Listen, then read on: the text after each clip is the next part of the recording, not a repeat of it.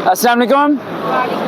अच्छा स्टूडेंट्स, हमारा क्वेश्चन बड़ा इंपॉर्टेंट है। जब कोई रास्ता ना मिले तो फिर क्या करें? ये रुमान के क्वेश्चन है कि जब रास्ते ख़त्म हो जाए तो क्या करें।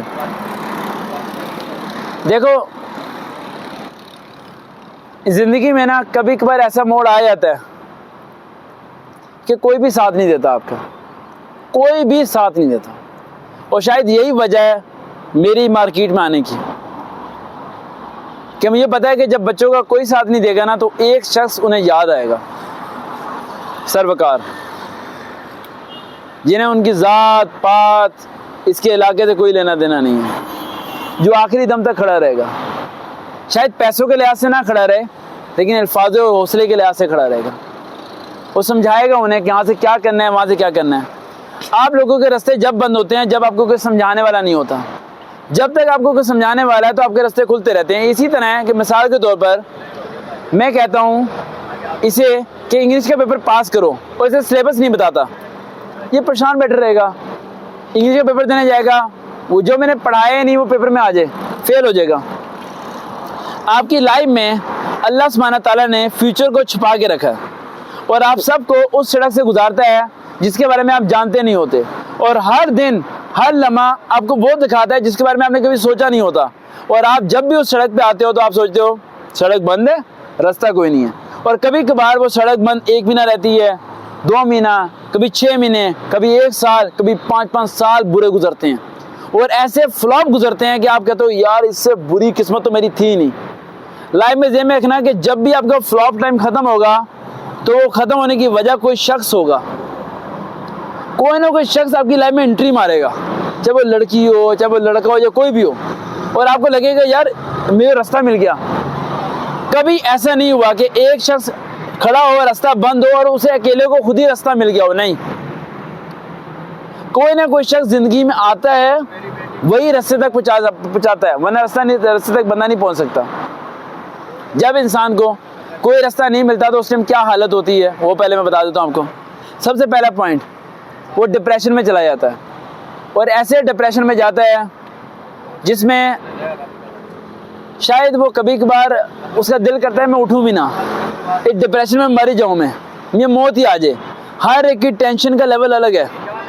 किसी की टेंशन है कि उसको जॉब नहीं है, किसी की टेंशन है कि किसी के पास फादर नहीं है, किसी की टेंशन है कि उसकी अम्मी अब्बू लड़ाई के झगड़ा करते हैं, किसी की टेंशन है कि लड़की नाराज होकर चलेगी, किसी की टेंशन है कि उसको पढ़ने के पैसे नहीं हैं, किसी की टेंशन कुछ, हर एक की ना अलग अलग एस्पेक्ट्स हैं टेंशन के।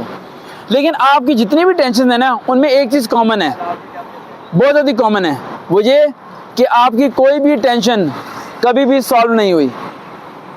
आपकी कोई भी टेंशन कभी भी सॉल्व नहीं, कोई टेंशन आपकी सॉल्व नहीं होती। आप लाइफ की कोई भी टेंशन उठा के देखो पिछली, वो टेंशन वहीं की वहीं है। टेंशन यहाँ थी, आप यहाँ आ गए हो, टेंशन वहीं की वहीं है। ज़रा रिवाइज करो अपनी लाइफ की सारी टेंशन को, क्या अम्मी अब्बू के या घर के कोई मसले थे, कुछ भी थे, वो वहीं के वहीं हैं। आप आगे चले गए हो, इसलिए आपको पिछली परेशानी भूल गई है। परेशानी ख़त्म नहीं होती, परेशानी भूल जाते हैं हम। कब भूलते हैं? जब अगली परेशानी ज़िंदगी में आ जाती है। एक बंदे का पित्ते का ऑपरेशन होता है, उसे ऑपरेशन के दौरान बड़ी दर्द होती है, पट्टी लगती है, सही हो जाता है ऑपरेशन। क्या पूरी ज़िंदगी उसे दर्द होता रहता है? नहीं, उसे वो वक्त याद रहता है कि ऑपरेशन हुआ था, बड़ी दर्द हुई थी। जब वो याद करता है कि बड़ी दर्द हुई थी, क्या उतनी दर्द होती है उस टाइम? नहीं होती। ये जो बाबा जी गुजर गए हैं, ये आपकी एज से भी गुजरे होंगे ना। आपकी एज में इन्होंने सोचा होगा मेरा रिश्ता गलत हो गया। इस उम्र में भी रिश्ता गलत ही है रिश्ता तो गलत ही है। बाबा जी 70 साल के हो गए, मेरा बच्चा मेरी बात नहीं मानता। बच्चे के बच्चे भी हो गए, बच्चा तो बात नहीं मानता बच्चा तो बात, मेरे मैट्रिक में कम नंबर आए, भाई बीए कर गया, मैट्रिक में तो कम नंबर आ गए, नहीं पीछे जाके मैट्रिक दोबारा करेगा क्या, या पूरी ज़िंदगी रोता रहेगा कि मैट्रिक में कम नंबर आ गए? लाइफ में जितनी भी आपकी परेशानी है उन्हें हल करने का भाई एक ही तरीका मैं बड़ी बार बता चुका हूँ, उसे ख़राब कर दो। क्या कर दो? जितना अपनी परेशानी को ख़राब कर सकते हो ना, एक तो ख़राब है, एक सही वाली ख़राब कर दो। क्या कर दो? सही ख़राब कर दो। जैसे आपके घर में जिद बस हुई है, अब जिद बस हुई है थोड़ी सी, वो तो बड़ी चीज बस बनाओ यार, बड़ी मरने जीने तक पहुंच जाओ, तू नहीं मैं नहीं ये नहीं वो नहीं, खत्म, सब प्रॉब्लम सॉल्व हो जाएगी। जब जो चीज ज्यादा बढ़ जाती है ना तो खत्म हो जाती है। कश्मीर क्यों नहीं आजाद हो रहा? कश्मीर का मसला बहुत छोटा है। जिस दिन कश्मीर सही मसला बनेगा ना उस दिन हल हो जाएगा। अभी भी आधी कौम कहती है यार हम कश्मीर डे बना रहे हैं, कश्मीर के लिए कुछ कर रहे नहीं है, कश्मीर डे बना रहे हैं, बस बना रहे हैं कश्मीर डे। फलस्तीन पे हमले हो रहे हैं, क्यों नहीं पाकिस्तान मुसलमान उठ रहे? क्योंकि अभी इसराइल मक्के की तरफ नहीं गया। लेकिन अगर इसराइल मक्के या मदीने की तरफ कदम उठाएगा तो फिर क्या होगा? फिर क्या होगा? फिर वो जंग हो जाएगी जिसके बारे में इसराइल ने सोचा ही नहीं होगा। सबके दिमाग में यही है, पहला किबला है, आधी कौम है जिन्हें गम है और आधी कौम है जिन्हें गम ही नहीं है। लेकिन जब वो एक्सट्रीम लेवल पहुंचेगा ना तो इसराइल ही खत्म हो जाएगा। समझ आ रही मेरी बात? तो घर की परेशानी भी इसी तरह ही है, उसे खराब कर दो। छोटे मोटे मसलों को आप क्या करते हो, दिल पे लेके बैठे रहते हो। उसे पता चल गया, पता नहीं क्या सोचेगा, वो कुछ सोच रहा भी नहीं है, लेकिन आप 6 महीने बीमार हो गए हो, ये सोच के कि वो क्या सोचेगा। हाँ, पैसे नहीं है, कल पता नहीं क्या होगा, कुछ भी नहीं होगा यार, क्या हो जाएगा? कल कल कल फिर पीर आ जाएगी, फिर दिन गुजर जाएगा, क्या हो जाएगा? हमने अपना दारा बेचा, गली में खड़े हुए लोग कह रहे थे पागल है। वैसे तो पागल 2013 से ही लोग कह रहे थे, लेकिन इस बार कुछ ज्यादा ही हो गया था। ठीक है, अपना बना बनाया दारा बेच दिया हमने। मेरे वालिदैन ने मुझे बैठा के कहा पहली बारी, तू करना क्या चाहता है? अगर तू चाहता क्या है, इतनी मुश्किल से अदारा बनाया तूने, अदारा बेच दिया सिर्फ इस बना पे कि अदारे और घर के दरमियान रास्ता बहुत लंबा था, रोटी आते आते ठंडी हो जाती थी। रोटी आते थे क्या होती थी? ठंडी। ये रोटी गर्म आनी चाहिए यार। इंसान किस चीज के लिए काम करता है? रोटी के लिए। और अगर लंच ही ठंडा होके आएगा तो फायदा है। हमने लंच के पीछे अदारा बेच दिया। ये बात हम सबको समझा रहे हैं, कोई मान रहा ही नहीं है।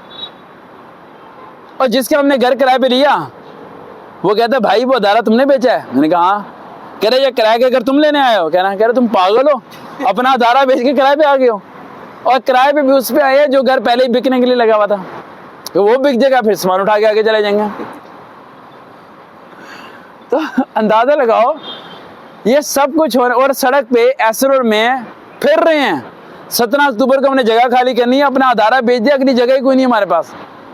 फिर रहे हैं सड़क पे, हमें कोई किराए पे दे दे, वो कहते हैं जी आपको किराए पे दे देंगे, आप नहीं रहना है। मैं कहूँगा नहीं, मेरे पास तो 150 बच्चा है, 150 बच्चों ने रहना है। नहीं हमने नहीं देना। जहाँ जाते हैं वो गली मोहल्ले वाले पूछते हैं इनसे, ये जितने लड़के लड़कियां आ रहे हैं ये कौन है? ये बताते हैं ये सर के बच्चे हैं, 200-300 बच्चा सर का, बाकी बच्चा तो पाकिस्तान में फैला हुआ है। तो गली वाले परेशान हो जाते हैं कि रोजाना 200 रोजाना जलसा गुजर के जाएगा, फिर जलसा जाएगा यहाँ से। ठीक है, तो क्या हुआ? खत्म हो गए? नहीं खत्म हुआ बेटा। मुश्किल टाइम आता है, कश्तियाँ जलानी पड़ती हैं। मैं खुद अपनी ज़िंदगी में मुश्किल टाइम खुद लेके आता हूँ बेटा। अल्लाह ने मेरी लाइफ बहुत बेस्ट बनाई है। ये उस एज में वो सब कुछ मिला है जिस एज में आप लोग सोच भी नहीं सकते। और अभी भी मेरे पास वो सब कुछ है जो कुछ सोच नहीं सकता। मैं कमाना चाहूँ तो क्या कुछ नहीं कर सकता, लेकिन मैं अपनी लाइफ को इसलिए ऐसे गुजार रहा हूँ, सब चीज़ें कर रहा हूँ क्योंकि एक विजन है, उसे मुकम्मल करना है। तो आप लोगों की जो ज़िंदगी की परेशानियाँ बहुत छोटी हैं बेटा, इन परेशानियों को हल करने का एक ही तरीका है, उसे ख़राब कर दो। और दूसरा तरीका है कि मुझे फ़ोन करो, फ़ोन करके बताओ कि सर जी ये है। एक लास्ट पॉइंट बता के मैं ख़त्म करता हूँ। जो लास्ट पॉइंट बता रहा हूँ, इससे बड़ी परेशानी आपकी ज़िंदगी में नहीं हो सकती। जो बताने लगा हूँ, इससे बड़ी परेशानी आपकी ज़िंदगी में नहीं होगी। ये पहले भी शायद मैंने किसी वीडियो में बताया था। एक मेडिकल कॉलेज की लड़की ने मुझे कॉल की और कॉल करके कहने लगी, सर मैंने आपको कुछ बताना है। मैंने कहा यस। कहती मैं आपको बता नहीं सकती। मैंने कहा ऐसा क्या हो गया? कह रही देयर इज समथिंग रॉन्ग।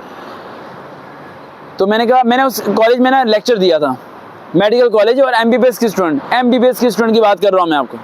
ठीक है, कॉलेज का नाम नहीं बता रहा। ठीक है, वो कॉलेज बदनाम हो जाता है इस तरह। तो मैंने कहा हुआ क्या बताओ? कह रही मैं व्हाट्सएप पे बताती हूँ आपको एसएमएस में उसने बताया कि वो किसी लड़के से प्यार करती थी।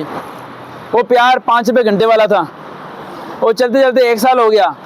लड़के ने कहा होटल में आके मिलो, वो होटल में मिलने चलेगी, कुछ गलत हो गया।